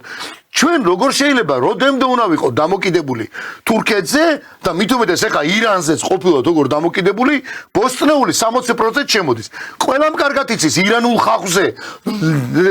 ხუმრობით დადიო ირანული ხალხი კი და ქართული ხალხი არ შემოდიოდა იმიტომ რომ ირანული ხალხი უნდა შემოსულიყო დღეს ბაზარზე ხო შევხვდით ეხლა ამ პრობლემას ხო გაძვირდა ეს ყველაფერი და სახელმწიფომ ეკონომიურ უსაფრთხოებაც ხო არის ეს რომ ვიღაცა ხო უნდა გამოვიდეს განმარტებები გააკეთოს ფასების დაცემაზე რაღაც კომისია რო შეიქმნა და ბატონი ბერეკაშვილი ერთ-ერთი დიდარი კაცი რო დანიშნეს ამ კომისიის თავმჯდომარედ რომელ ფასების და ვინმემ რამე ვიგრძენით რამე დაიკლო ფასმა და ეხლა მით უმეტეს არ უნდა გადავიდეს საგანგებო მდგომარეობაში არ უნდა გადავიდეს ეს დადუის კომისია და რომელიღაც სახელმწიფოს რიგი სამინისტროები რომ ფასები ძვირდება დოლარიც ავარდა და ნავთობიც როგორ გაძვირდა და ჩვენ ვიცით ეხლა ეს ხო აწვება ჩვენი ქვეყნის ნებისმიერ მოქალაქეს უმრავლესობას მაგათ არ დააწვება რა თქმა უნდა და ამიტომ ამაზე კითხვები ისმის და წერენ კიდევაც სოციალურში ამ საკითხზე ეს არის პრობლემა რომელიც არის მოსაგვარებელი ან მარაგზე მოვისმინოთ რამე ან რაღაცა მოვისმინოთ საგანგაშოა იმიტომ რომ ის ბადრიჯანი და ნიგოზი რო გაძვირდა და ის კიდე რაღაც ბოსტნეული ბუნებრივია შესაბამისად იმას იქ ბერეკაშვილის ფოტოს კი ვერ ვანახებ იქ მაღაზიაში ან ის კი არ მეტყვის რომ ბერეკაშვილი ან კომისია გაჩენდეს ჩვენი ბავშვების მომავალი თაობის მშობლების ჩვენი პირადი სოციალურად ვინც მით უმეტეს ვისაც ისედაც უჭირდა და ისედაც ძვირი იყო ჩვენთვის ყველაფერი ორმაგად და სამაგად გაძვირდა ამისათვის საქართველოს მოქალაქეება უნდა მიიღონ პასუხები და გამოსავლის გზებზე უნდა მოვისმინოთ ბერეკაშვილს არ გაუმართლა და ზოგადად ფასების აწევის ეგრეთ წოდებულ კომისიას არ გაუმართლა რაღა ეხლა დაიწყო მაინც და მაინც ვირაშიო მაგრამ ეს ხუმრობით მაგრამ სერიოზულად რომ ვილაპარაკოთ მთელი პრობლემა აი მარაგები ახსენე შენ სტრატეგიული მარაგები რომლებიც წესით გლობალურ სახელმწიფოში უნდა არსებობდეს ხო? და ამის მსგავსიც კი არაფერი არ არსებობს ჩვენთან იმიტომ რომ უბრალოდ ჩვენთან არ არსებობს შიდა წარმოება ეგ არის ყველაზე დიდი პრობლემა ჩვენ აბსოლუტურად ყველანაირად აი ყველა მიმართულებით დამოკიდებული ვართ ჩვენს მეზობელ თუ არამეზობელ ქვეყნებთან რომლითაც გვაქვს ხშირ შემთხვევაში უმეტესობა მათგანთან თავისუფალი ვაჭრობის შეთანხმება, რაც ნიშნავს, რომ მათი შემოტანილი პროდუქცია ან ჩვენი გატანილი პროდუქცია არ იბეგრება და ანუ ზუსტად ეს იყო იმის მიზეზი აი შენახსენი ხახვი მაგალითად ხო ქართული ხახვი და ეროვნული ხო ანუ ქართული ხახვი ლპება არავინ აღარ აწარმოებს გლეხი კახეთში იქნება ეს თუ სხვაგან რაც უფრო მცირეა წარმოება ეს ცნობილია ეკონომიკაში მით უფრო ხარჯიანია დაუშვათ აი თურქეთში ან ირანში მასშტაბურად ინდუსტრია დაუშვათ ხახვის რომელიც მასშტაბურად მოყავს და აწარმოებს ხახვს იმას უფრო ნაკლები უჯდება საკუთარი წარმოება ვიდრე დაუშვათ 1 ჰექტარზე გლეხს რომელიც კახელს რა ვიცი ქართლებს ნებისმიერ გლეხს რომელიც ცდილობს ამის მოყვანას მისი პროდუქტი ბევრად უფრო ძვირია ვიდრე იმ ირანის პლუს ამას მას აქვს ასე ვთქვათ პრინციპში საშეღავათო პირობები როდესაც სახელმწიფო არ ბეგრავს დაუშვათ აი თურქეთიდან შემოტანილ კიცსა და პომიდორს და ის ბაზარზე შემოდის როგორც ჩვეულებრივად უპრობლემოდ ზედმეტი გადასახადების გარეშე და აქედან გამომდინარე უბრალოდ ქართულ საქართველოში დაწარმოები ქართველი წარმოებები რომელსაც სურვილი გაუჩნდება რომ აწარმოოს რაღაცა მოიყვანოს სოფლის მეურნეობის ნებისმიერი პროდუქცია ის უბრალოდ არაკონკურენტუნარიანია იგივე თურქულ იგივე ირანულ იგივე სხვა ქვეყნის იგივე აზერბაიჯანულ პროდუქციებთან მიმართებაში შესაძლოა ეს არის აქ პრობლემა რომ სახელმწიფოს არ აქვს მიდგომა სახელმწიფოს არ აქვს გეგმა საერთოდ როდესაც ჩვენ ვახსენეთ და მე ვახსენე ქართული ოცნების ეკონომიკური და სოციალური პოლიტიკა ეს დაახლოებით იგივეა რაც სააკაშვილის სოციალურ-ეკონომიკური პოლიტიკა იყო ამათ აქვს გამოცხადებული რაღაცნაირად რომ აი თუ ოდნავ მაინც სახელმწიფო სადმე რამეში ჩაერთვება ან დაგეგმავს ან განსაზღვრავს ეს იქნება რაღაცა კატასტროფის მომტანი ეს იქნება კომუნიზმი ეს იქნება რაღაცა ლენინი ადგება მავზოლეუმიდან და წითელ დროშას დაარჭობს თბილისის თავზე იმიტომ რომ თან ყველაზე უცნაური რა არის რომ განათლების სისტემის რეფორმა რო დაიწყეს და რაღაცები დავითვალეთო შრომითი ბაზარიო ხო ეს შრომითი ბაზარი თვითონ თუ არეგულირებს ამ ყველაფერს და მოთხოვნა მიწოდებაზეა დამოკიდებული დათვლა რა თუნდა ამ შრომის ბაზარს და რატო ყოფენ რამდენი სპეციალისტი გჭირდება იქ თურმე და რამდენი სპეციალისტი გჭირდება სხვადასხვა პროფესიებზე რა თუნდა ამაზე თუ შრომითი ბაზარი თავისუფალი ბაზარი ესე მუშაობს ანუ ხო ფაქტია რომ ამ ყველაფერს უნდა დათვლა დაგეგმვა აი მარტივად ხო აი ყველაფერს რო თავი დამოთ აქეთ ომია ხო აღმოსავლეთში ხო იქ თურქეთი დღეს სხვა როდის იქაც რა მოხდება ჩვენ არ ვიცით ხო იმიტომ რომ ერთი შემთხვევა უკვე იყო რომ როდესაც ირანული რაკეტა თურქულმა საჰაერო თავდაცვის სისტემებმა ჩამოაგდეს და მოხდა გასვლა ირანის მხრიდან თურქეთის მიმართულებით იყო აზერბაიჯანის მიმართულებით აი ეს მთელი რეგიონი დაუშვათ ჩვენ გადავრჩით აი იდეალური საგარეო პოლიტიკა აწარმოა ქართულმა ოცნებამ გადავრჩით რომ აქ არც რაკეტა ჩამოვარდება და არც აქედან გაფრინდება ნუ აქედან რა უნდა გაფრინდეს რაც არ აქვს ხო მაგრამ აი მთელი რეგიონი თავის თურქეთი თავის აზერბაიჯანი დამკვიდრი რომ აღმოჩნდა ჩართული აი მე რა ვშვებით არც თურქეთიდან რო არ შემოვა ვერ შემოვა ფიზიკურად დაანებეთ ვერ შემოვა პლუს ამას ერთ-ერთი მთავარი და უმთავრესი ეკონომიკური პარტნიორი რომელიც ჩვენ ჩრდილოეთით მდებარეობს რუსეთის სახელმწიფოს სახით აი მარტივად ხო რომ ვისთანაც არ აგვაქვს ანუ დიპლომატიური ურთიერთობები არანაირი საუბარი არანაირი რაღაცა დაგეგმვა განსაზღვრა სამწუხაროდ პირიქით ცუდ რაღაცებს ვიძახთ 90%-ზე მეტი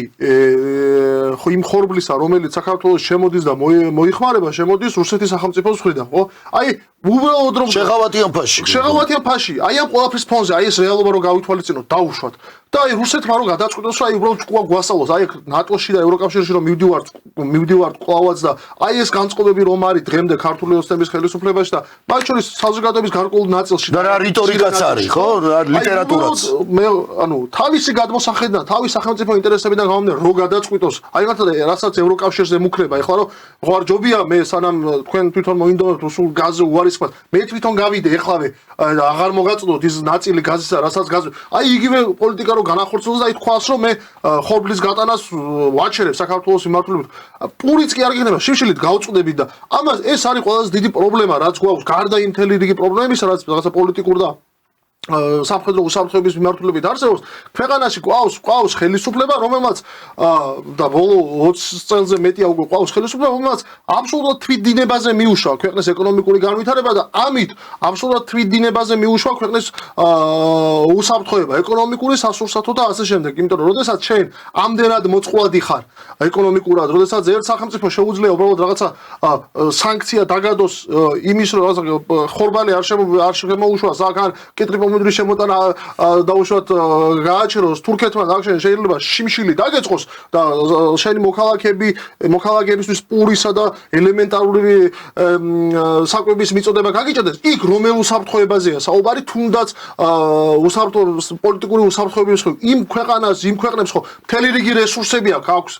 მიდი აბა და გააჩერე მათი აგენტურული ქსელი როგორ გააჩერე მეორე დღეს შეგექნება ხორბლის შემოტანის პრობლემა მესამე დღეს შეგექნება დაუშვათ იგივე სხვა არა ენერგომატარებლებიც არის ჩვენ მარტო რუსეთზე მარტო ხორბალზე ის მე რაღაცაზე მაგ გულისხმობ ხორბალი იმიტომ რა თქმა უნდა იმიტომ რომ მნიშვნელოვანი წილია 100% დამოკიდებული იმაზე ამაზე თურქეთზე ხო საიდანაც ძალიან ბევრი რაღაცა შემოდის ქართულიზე დაუშვათ იგივე სოფლის მეურნეობის პროდუქცია და ბაზარი ძირითადად თურქული პროდუქციით არის გაჯერებული ხო აი როგორ შეგიძლია შენ თურქული სახელმწიფოს ეს ყაველაშვილი რო იყო იქ ჩასული და თავს რო უქნებდა კი დიდგორობა 300,000 თურქი მესხი და ხმარო არ ამოუღია ვერ ამოიღებდა ხმას იმიტომ რომ შენ აბსოლუტურად დამოკიდებული ხარ მასზე ერთ დღეს რო გაგიჩეროს უბრალოდ შენთან გაწყვიტოს ეკონომიკური სავაჭრო ეკონომიკური ურთიერთობა თავზე ჩამოგემხობა მთელი სახელმწიფო და თვითონ არაფერი დაზარალდა არის რაღაცა ნულიმთელი რაღაცა პირიქით მეტ გავლენას მოიპოვებს ისევ შენზე თენ გვაი რა სიტყვის შენ იმიტომ რომ აი ზოტრე მახსენა შიდა წარმოების საკითხი მე ხახვის მაგალითი რატომ მოვიტანე იმიტომ რომ რეალურად რაც ყველა მეორე მიცის გაგ თუ არა შეხება ბაზართან პროდუქტთან და ასე შემდეგ ყველა მიცის რომ ირანული ხახვი ტრაილერებით უზარმაზარი ოდენობით შემოდის და ქართული ხახვი ყოველთვის იჩაგრებოდა ეს არაერთ გადაცემაშიც გვითხოვს ბევრ სპეციალისტს ულაპარაკია ამაზე მათ შორის გოჩა სოფურაშვილი ძალიან ბევრ ადამიანს იგივე არის ბევრ ეკონომისტს ულაპარაკია ბატონ თემურ მაისურაძე ლაპარაკობდა ამაზე რომ მარაგებთან დაკავშირებით და მე ეს მარაგები რო ვახსენე შიდა წარმოების კუთხით შიდა წარმოება ხო თუ ამ ხალხის მართლა არ მევეცით ამ კაცს საშუალება რომელსაც მოყავს და ქართული ხალხი გემოვნებით 100 ჯერ მეტაჯობია ირანულ ხალხს მე არავისთან უმადური არა ვარ ეს არის საკითხი რომელზეც მადლიერი ვარ ყველა იმ სტრატეგიული პარტნიორის მაგრამ ეხა რუსულ მაგალითზე რაც მოიტანა თან შენ ხახვი როგორ გიყვარს ხო მე ხახვი როგორ მიყვარს მით უმეტეს იცი რუსულ მაგალითზე რაც მოიტანა ეხა ცოტნემ ჩვენ ამდენად კი ანუ ყველაფერს თავი დავანებოთ ეხა როდემდე უნდა ვიყოთ სირაქამას პოზიციაში რომ მართლა რომ მოიდომოს და ერთხელ რო თქვას რომ აი ეხა იგემოთ იმის გემო მაგინებთ თქვენი კორექტ ენა არ შევცვალეთ ამათ მიმართ ნუ საუბარია ხელისუფლებას და გარკვეულწილად იმ ნაწილზე რომელიც დღემდე ლიბერალად დარჩა იქ ვიღაცები გამოდიან და რა ქვია რუს ტურისტებს ნუ ეს ხო ვიცით ყველა კარგად ყველაფერს თავი დავანებოთ მე მაქვს თუ არა უფლება რომ ესე დავაყენო საკითხი რა სახელმწიფოს და ხელისუფლებას უთხრა არ მაინტერესებს საიდანაც გინდა ეს არის დღეს მით უმეტეს დღევანდელ გეოპოლიტიკაში კარგად მოყავს მაგალითები დავით აღმაშენებლის და მილიონ ნახევარი ისა საუკუნე ნახევარი ხარკს უხდიდით ასე შემდეგ ასე ხო და ეხა შენს კეთილი ინებე იმიტომ რომ პოლიტიკური სახელმწიფოებრივი კუთხით ჩემი ქვეყნის ინტერესების ნაბიჯები გადადგი ომის გამო ჩავიკეტე აქეთ თურქეთის მაგალითი რაც მოიყვანა ეხა კეთილი ინებე და ჩვენ აქ ხახვი 25 ლარი კი არ გამიხადო და აი რა ვქნა აბა ომია იმის არ იყოს ჯაბაიოსელი ემარო უთხრა ქალბატონს ამის ვიდეო კადრები ასეოს ომში რომ მივარდა სომხუმში ჩასული კაცი და ჯაბაიოსელი და ქალბატონი მივარდა და ჩამოუთვალა პრობლემები ბატონო ჯაბა ესეთ ვართ კლავენ ვიტაცებენ რას არ შვებიან გვიჭირს საჭმენ ომიაო აბა რა უნდა ქნა ასეთი პასუხი არ უნდა იყოს არამედ უნდა იყოს პასუხი ნორმალური, ლოგიკური და მითითებული. თუ ვინ რას ადეკვატური და რომელ მარაკს მივიღებთ ან რომელი შიდა საწარმო გაიხსნება, რომ რაღაცა მაინც უზრუნოს. კეთახვები მე რა პირველ რიგში ალბათ ხახვი არ არის. და ამით დავამთავრებ გადაცემას. გამონაკლისი არ არის ხახვი და კონკრეტულად ეს პროდუქტი. საერთოდ აი მე რაც მაქვს ამ შემთხვევაში ცოდნა ზოგადად სოფლის მეურნეობის პროდუქტების დიდი ნაწილი რო არის იმპორტული ამას არ უნდა ახსნა, მაგრამ ირანი საკმაოდ მნიშვნელოვანი მომწოდებელი იყო. მე მახსენდება მაგალითად 2 თუ 3 წლის წინ იყო, როდესაც ჩვენთანაც მათ შორის იყო ჭარბი მოსავალი, ძალიან მოსავლიანი წელი იყო. ბევრი პროდუქტი ჭარბ მოსავლად მოვიდა და მათ შორის აზამთრო და ნესვი იყო ზაფხულში, აი ბევრი მოვიდა და ქართულ მწარმოებლებს დაულპათ ეს მოსავალი ვერ გაყიდეს. ადგილობრივ გატანას ვინჩივის, ადგილობრივ ბაზარზე. იმიტომ რომ უპირატესი იყო გაყიდული იყო ირანული საზამთრო და ირანული ნესვით იყო გაჯერებული ჩვენი ბაზარი. ანუ ეს პრობლემაა ზოგადად, რომ ჩვენ იმპორტული პროდუქცია კლავს აქ ადგილობრივ წარმოებას, რა თქმა უნდა დგას, მაგრამ აი ქართული სახელმწიფო როგორ ებრძვის ახლა აი ამ ფასებს, ეს არის საინტერესო. არის ხო ასეთი გამოთქმა, რასაც სრულად ვეთანხმები, რომ თუ გინდა რომ საქმე არ გაკეთდეს, უნდა შექმნა კომისია,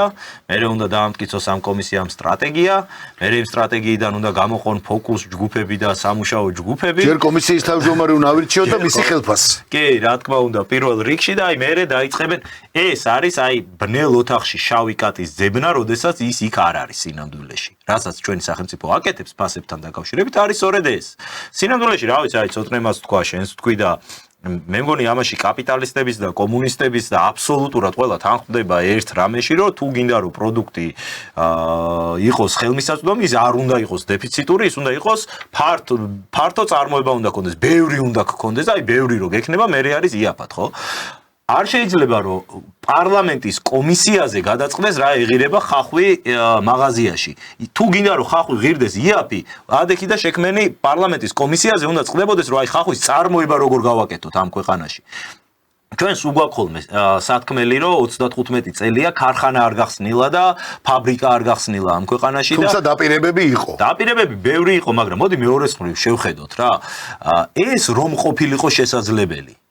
რო აი ამ ქვეყანაში მართლაც რომ იყოს წარმოების გაკეთება შესაძლებელი 35 წლის განმავლობაში ვიღაცა ერთი მაინც ამას ხო გააკეთებდა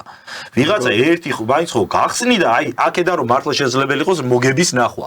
რეალურად დღეს საქართველოში რამის გაკეთება თუ უნდა ადამიანს, რამე წარმოების გახსნა თუ უნდა განსაკუთრებით კვების მრეწველობა არის ამ შემთხვევაში ჩვენთვის საინტერესო, იმიტომ რომ ეს არის სტრატეგიული დარგი. მით უმეტეს სოფლის მეურნეობა, რა მიწის პატრონები ჩნდება. ყველანაირი აი ბუნებრივი პირობა რო ხელს გვიწყობს. მაგალითად ისრაელში უდაბნოში გააშენეს ფერმები და ნომერ პირველი მიმწოდებელი არის უდაბნოში, უდაბნოს მქონე სახელმწიფო, პირველი ექსპორტიორი არის რეგიონში სოფლის მეურნეობის პროდუქტების. ისინი რა ფულსაც და რა ენერგიასაც ხარჯავენ, რომ აი ესეთი ტიპის ტექნოლოგიები შექმნან იქ სოფლის მეურნეობის პროდუქტი ჩვენთან ეგ არის ბუნებრივად, ან კაპიკის დახარჯვა არ მოგიწევს სინამდვილეში. ბუნება ხელს გვიწყობს, ყველანაირი კლიმატი, ყველანაირი გეოგრაფიული მდებარეობა, მათ შორის გეოპოლიტიკური მდებარეობა, რომ ძალიან ბევრი ბაზარი გვესაზღვრება, პირველ რიგში რუსული ბაზარის გვესაზღვრება, მაგრამ ამას გარდა იგივე ევროპული ბაზარის გესაზღვრება, სამხრეთითაც გესაზღვრება ბაზრები, ყველგან შეგიძლია შენი პროდუქტი გაიტანო, რომელიც არის ხარისხიანი, უგემრიელესი და თან რეკლამაც არ ჭირდება რუსეთში, მაგალითად ქართულს რო გაიგებენ, ყველაფერს ყიდულობენ. აი ესეთ პირობებში რომ აქ წარმოება ვერ იქმნება, ამას ხო რაღაცა კონკრეტული მიზეზი აქვს. სინამდვილეში ადამიანი, რომელიც აქ დააპირებს, რომ აი მინდა შექმნა რაღაცა წარმოება, მინდა გავხსნა რაღაცა საწარმო, ჯერ რა იდეის დონეზე აქვს და რეესტრშიც კი არა აქვს ჯერ რეგისტრირებული აი იმ წამიდან ნახევარწილში სახელმწიფო უზის, მეორე ნახევარწილში ბანკი უზის. პირდაპირ, აი წილში უზის, რასაც ქვია და შეუძლებელია რომ აქ რაიმე სერიოზული წარმოება განავითაროს. ამაზე უნდა ფიქრობდეს სინამდვილეში სახელმწიფო, რომ როგორ მოხდეს ადგილობრივი წარმოების განვითარება, თუმცა ამას უნდა აკეთებდეს. ისე კი არა ეს აწარმოეს საქართველოში და რაღაცა ვითომ სახელმწიფო პროგრამები რო არსებობს, სადაც ბანკის ინტერესი უფრო მაღალია სინამდვილეში, ვიდრე სახელმწიფო ზამწარმოებლის ინტერესი. აი შეიძლება რომ სახელმწიფო პროგრამაზეც ბანკები ითბობდნენ ხელს. ჩვენთან სწორედ ასე ხდება. ამიტომ დაასკვნა ამ ხრივ მე არ მაქვს არანაირი პოზიტიური პროგნოზი სინამდვილეში ამ ხრივ და მართლა ძალიან რთულია რაიმე პოზიტიური პროგნოზი კონდეს, როდესაც როგორც ჩვენ ვამბობთ, სახელმწიფო დგას საგარეო რეალურად მნიშვნელოვანი საგარეო საფრთხეების წინაშე, ამ დროს სახელმწიფოში არ არის სტაბილური პოლიტიკური მდგომარეობა და სტაბილური პოლიტიკური სისტემა, ვართ მხოლოდ აი ადრეც გვითქვამს და ვიღაცის კაი სიტყვის იმედზე რომ არაფერი აქ არ მოხდება, აი ამ დონეზე გვაქვს უსაფრთხოება გარანტირებული და ერთი რწმენა რომ მართლა ღვთისმშობლის კალთა იფაროს ამ ქვეყანას, თორე სხვა ეს რწმენა რო არ გქონდეს, არანაირი საფუძველი აქ რომ შვიდად ვიყოთ სინამდვილეში არ აგვაქვს. ესეთ დროს რო კიდე სახელმწიფო ხელოვნურად ქმნის ბარიერებს, რომ აქ ან წარმოება განვითარდეს, ან საკვების აი პირველ რიგში რაც არის, რომ საკვები პროდუქტები მაინც არ გქონდეს, საიდანღა ჩემოსატანი და ქვეყანაში პანიკა არ იყოს, რომ რა მოხდება თუ კი საზღვარი დაიკეტება, აი ამისკენ უნდა იყოს მიმართული საპარლამენტო კომისიების მუშაობაც, სამთავრობო აპარატის მუშაობაც და არა ის, რომ აქ შოუს გვაყურებინებდნენ პარლამენტში, იბარებდნენ ვიღაც დისტრიბუტორებს თუ ქსელური მარკეტის თანამშრომლებს და ტუქსავდნენ რომ რატო ყიდი ეგრე ზვირად ხალხს. შექმენი აქ ადგილობრივი წარმოება და ამას მე აღარც დაჭირდება რეკლამირება, როცა ჩვენ თვალით დავინახავთ, რომ მაღაზიებში გაჩნდება ქართული პროდუქტი, რომ იქ ვიღაც ფაბრიკაში დასაქმდება, სადღაც ფერმა გაიხსნება, სადღაც მიწა დამუშავდება, სულ გული მიკვდება ხოლმე, რომ მიდიხარ ტრასაზე და რატომღაც აი მიყვარს რა ეს სფერო ზოგადად რასაც ქვია სოფლის მეურნეობა და აი ამ ხრივ ინდუსტრია აი სიამოვნებს რო უყურებ, როცა ხედავ როგორ არის დამუშავებული მიწები, გადახნული, დათესილი, აი გული მოგიკვდება რომ გაივლი ტრასაზე და გახედავ და цаრიელი ტრამალები ბალახს და ასე ვთქვათ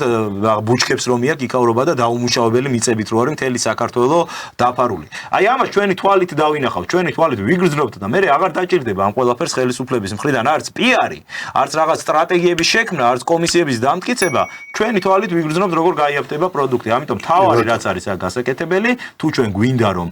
პროდუქტი გაიაფთეს და ეს სასურსათო კრიზისი რაც კარს მომდგარი არის და სრულიად გეთანხმები და სასურსათო კრიზისის ნიშნები ამ ქვეყანაში უკვე არის, ეს რომ არ მოხდეს საჭირო არის შიდა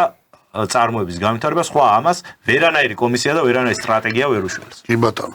ჩვენ გადაცემა დასასრულს მივახლოვდა და თენგო სამწუხაროდ გეთანხმები იმაში რომ ახლა სუსიც ვილაპარაკეთ საგამოძიებო უწყებებმა და სუსმა სწორად არის დაინტერესებული, რაზეც ლაპარაკობთ წინა ნაწილში, რომ აქაურ მეხუთე კოლონის განცხადებებზე ასე შემდეგ, მაგრამ ეხა სასურსათო პოლიტიკა და იქ პარლამენტის კომისიაზე მით უმეტეს და პრემიერთან ირგვლივ სუსი და შინაგან საქმეთა სამინისტრო ფასებს არეგულირებდეს, ეს ცოტა ისეთი რაღაცა ბოლოს და ბოლოს, მე თვაქნას სიკეთე იყოს, მაგრამ ამ სიკეთეს ჩვენ ვერ ვხედავთ, იმიტომ რომ ნდობა საქართველოს მოსახლეობის მხრიდან მით უმეტესაც გვესმის 35 წელია, ხო? ამ გამძღარი მაპატიეთ ამ სიტყვისთვის და დეპუტატები როგორ მიიღებენ ამ გადაწყვეტილებას ჩვენ სასიკეთოდ, ცოტათი გვიკვირს. მით უმეტეს იმ ფონზე, რაც ამ ქვეყანაში ხდება. ამიტომ უფრო მეტად ადეკვატური ხალხი და არ ვიცი, უნდა მივცეთ საშუალება, რომ მოდი ინდუსტრია იქნება ეს თუ შიდა მრეწველობა, გამოცდილმა მეცნიერებმა და ამ დარგის სპეციალისტებმა სწორედ სახელმწიფო კომისიაზე შეუქმნით ამხაკს ეს კომისიები და სახელმწიფო პოლიტიკა უნდა კი ბატონო, სახელმწიფო პოლიტიკა ნება უნდა იყოს, რომ გადაწყვიტოს ეს ამ ხალხმა, ვინც ეს იცის და არა იმ ხალხმა, ვინც ფული აქვს ნაშოვნი და ყველამ კარგად ვიცით, ვინც როგორ და რანაირად ამის ხმა არ ვიდა, მაგრამ ეხა საქართველოს პარლამენტში რომ 80 მილიონერი გარკვეულწილად იყო და ეხა შემცირდაო, რავი 40 გახდაო თუ რაღაც და ეხა მილიონერი კაცი და შეზღებული კაცი. ისე მუშაობს ჩვენი ანტიკორუფციული თან კიდე იცი რა არის, ყოველთვის ჩდება კითხვა. არასოდეს საქართველოს პარლამენტში არ გასულა კანონი შემოსავლის პროგრესულ დაბეგრვასთან დაკავშირებით. არასოდეს არ გასულა და როგორ გავა ეს კანონი, იმიტომ რომ იმ ხალხმა უნდა მიიღოს კანონი საკუთარი თავის წინააღმდეგ, ხო? ჩვენ ხო ვიცით შემოსავლის პროგრესული დაბეგრვა რაც არის. ამიტომ ეხლა როგორ მიიღებს იმ 40 მილიონერი ამის თავის საწინააღმდეგო ჯიბეში ხელს არ ჩაიყოფს და არ მოიღებს. რაც სხვა ქვეყნებში და ევროპულ და ამერიკაში ეს არის და თუ ვინმეს რამეს გადმოიღებთ, ეს გადმოიღეთ ძალიან გთხოვთ. რაღაც ხმა გინდა და დავამთავროთ. არა, თვითონ ამ სასურსათო თემასთან დაკავშირებით ერთი პატარა ჩვენ პანიკას არ ვთესავთ და პირიქით, ხო, პატარა რეპლიკა მქონდა, მხოლოდ უბრალოდ ყურს მოხვდა ხშირად და როდესაც სახელმწიფო ცდილობს ფასების რეგულირებას, ამაზე არის ხოლმე ლიბერალური მხრიდან მოდის ხოლმე ეს არგუმენტი, რომ აი ობხეს ახსენებენ და საბჭოთა პერიოდს ახსენებენ, რომ თითქოს ეს არის საბჭოთა პრაქტიკის გაგრძელება და ასე შემდეგ. უბრალოდ ამაზე მინდოდა მეთქვა, ეს არის ყველაზე უფრო არასწორი ანალოგია, იქიდან გამომდინარე, რომ საბჭოთა კავშირი თუ აკონტროლებდა ფასებს, მაღაზიაში რა ფასი იყიდებოდა, საბჭოთა სახელმწიფოს იმ პროდუქტის დაწყებული აი ნედლეულის წარმოებიდან გადამუშავებით და გაგრძელებული დისტრიბუციით, გაყიდვით დამთავრებული თვითონ ქონდა პასუხისმგებლობა. მისი პროდუქტი თვითონ უზრუნველყოფდა. ხო. ანუ თვითონ აწარმოებდა, ნედლეულს ჯერ თვითონ იღებდა, მერე თვითონ ამუშავებდა, თვითონ მიქონდა მაღაზია, თავის მაღაზიაში რო ყიდიდა, იმ დამყიდველსაც თვითონ უხდიდა გადასახადს. ეხლა ამ პირობებში თუ არეგულირებდა ფასი რა ფასში გაიყიდებოდა, ეს ლოგიკური და გასაგებია და ეგ არაფერი ტრაგედია იმ შემთხვევაში, რომ პირიქით საჭირო მექანიზმი იყო იმ სისტემისთვის და ჩვენ როდესაც დღეს ვცხოვრობთ ლიბერალურ სისტემაში და ყველაფერს ბაზარი არეგულირებს, თუ უნდა არეგულირებდეს და არ შეიძლება სახელმწიფო ჩარევა, აი ამ გადმოსახედიდან ჩანს უცნაური, რომ შინაგან საქმეთა მინისტრი წვითავს ეხლა ფასი რა უნდა იყოს მაღაზიაში რაღაცის, თორე იმ სისტემაზე თუ დაბრუნდებით, მაშინ კი ბატონო, იქ გასაგები იყო და სწორი იყო. აქ არის ეს უცნაური. კი ბატონო, მაგრამ ჩვენ ხო შეგვიძლია და ხო არის რომ კარგი ავიღოთ, გავაგრძელოთ, გადავიღოთ. სოციალურ ქსელში ამას წინათ გაჩნდა ფოტო, ძველი, ფოტოებია, სადაც ნუ საბჭოთა კავშირის ნოსტალგია და მაღაზია მარკეტი კი არ აწერია, სურსათი აწერია, გასტრონომი გვახსოვს. მე იქვე ქართულად სურსათი არა, ჯერ ქართულად იყო სხვათა შორის და შემდეგ იყო რუსულად. ეს ძალიან ეს აუცილებლად თუ რაღაცას ვიხსენებთ, მოდი სწორად გავიხსენოთ და იყო ასეთი ფოტო, სადაც